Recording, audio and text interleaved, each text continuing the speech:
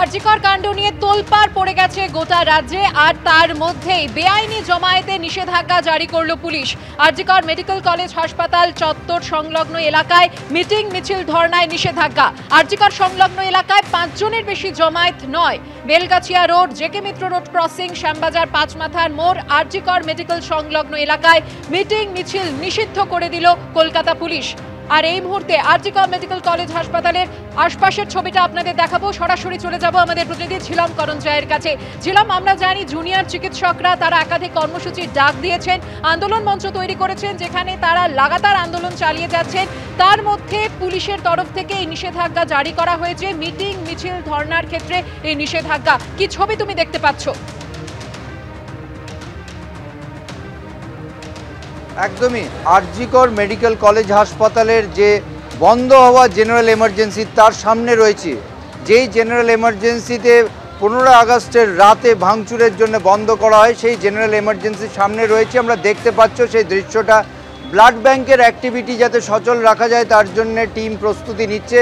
আর যেটা কথা বলা হচ্ছিল, ভারতীয় নাগরিক সুরক্ষা সংহিতা অনুযায়ী BNSS তার অনুযায়ী 163 ধারা বাই 1 তার দ্বারা যেটা বলা হয়েছে, গেটের ঠিক বাইরে যে রাস্তাটা দেখতে পাচ্ছ সেখানে জমায়েত, তার বাঁ দিক দিয়ে সোজা গেছে হচ্ছে বেলগাছিয়া রোড, জেকে মিত্র ক্রসিং, আর ডান দিক দিয়ে সোজা গেলে শ্যামবাজারের পাঁচমাথার ক্রসিং।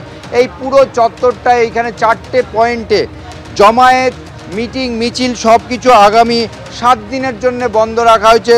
কলকাতা পুলিশের পক্ষ থেকে বিশেষ বিজ্ঞপ্তি দেওয়া হয়েছে। আমরা দেখতে পাচ্ছি যে দৃশ্য দেখতে পাচ্ছ এই মুহূর্তে, সেখানে পুলিশের জমায়েত আছে, পুলিশ এখানে ম্যানিং করছে এবং একদিক দিয়ে বাইরে এখন অবধি কোনো জমায়েত নেই। এবং ডান দিকে আমার সহকর্মী ভগবান শাহকে দেখাতে বলবো, ডান দিকে যে মঞ্চ রয়েছে সেই মঞ্চতেই প্রতিবাদী চিকিৎসকরা বসেন। সেই মঞ্চে এই মুহূর্তে চিকিৎসকরা সেই সংখ্যায় না থাকলেও মঞ্চে যে প্রতীকী যে ছবি ইত্যাদি সেইগুলো আছে। এবং এই গেটের সামনে এখন অবধি সেরকম জমায়েত নেই এবং গেটের বাইরে যাতে আচমকা অনেক ভিড় না আসে তার জন্য পুলিশের নজরদারি আছে। তবে মোটের ওপর এই মুহূর্তে আরজিকর মেডিকেল কলেজ হাসপাতালের আশপাশে যাতে জমায়েত না হয় তার জন্য পুলিশের তৎপরতার নজরে আসছে। এবং অন্যদিকে হাসপাতালের একটি তথ্য তোমাকে দিয়ে রাখবো যে আরজিকর মেডিকেল কলেজ হাসপাতালে জেনারেল এমার্জেন্সি বন্ধ থাকলেও সেইটা চালু হয়েছে ট্রমা কেয়ার সেন্টারে। এবং এই মুহূর্তে ট্রমা কেয়ার সেন্টারে জেনারেল এমার্জেন্সি হিসেবে 5 জন ভর্তি আছে, আর ক্যাজুয়ালিটি বিল্ডিংয়ে যারা ভর্তি আছে সেই সংখ্যাটা ক্রমশ কমছে বলে হাসপাতাল সূত্রে জানা যাচ্ছে। কারণ অনেকেই ভর্তি, তারা রোগীদের এখান থেকে ডিসচার্জ অন রিস্ক বন্ড করে নিয়ে যাচ্ছেন। একই সঙ্গে সিক নিউবর্ন কেয়ার ইউনিট সেটা এই মুহূর্তে বন্ধ আছে বলে হাসপাতাল সূত্রে জানা যাচ্ছে। কারণ এখন অবধি সেরকম রোগী সেই সংখ্যায় শিশু রোগী নেই, সদ্যোজাত রোগী নেই বলেই এই পরিস্থিতি।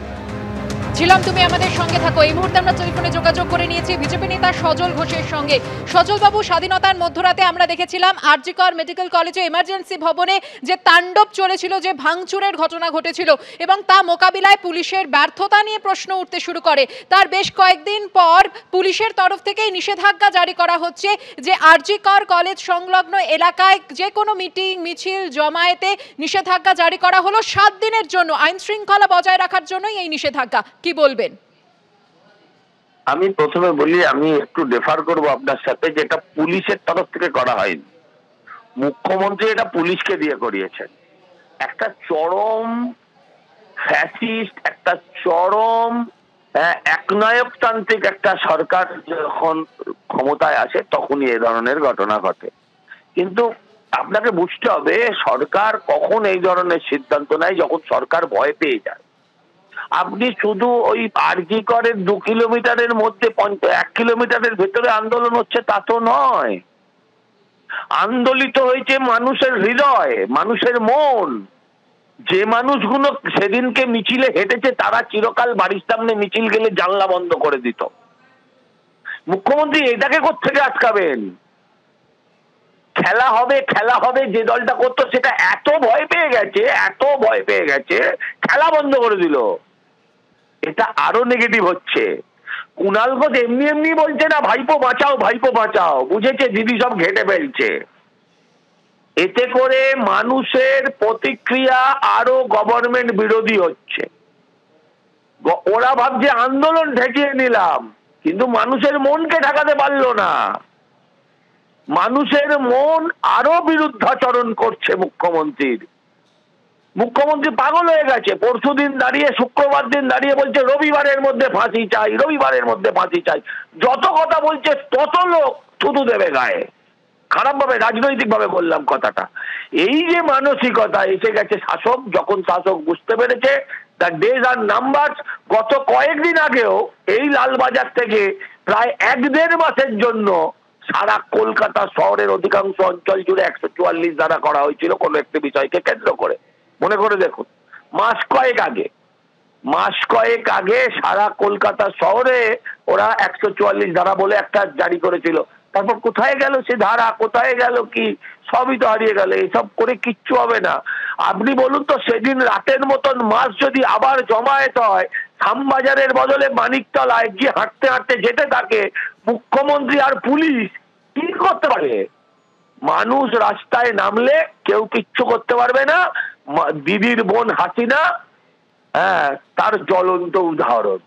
মানুষ রাস্তায় নামলে কারোর ক্ষমতা থাকে না। শ্রীলঙ্কা তার জ্বলন্ত উদাহরণ।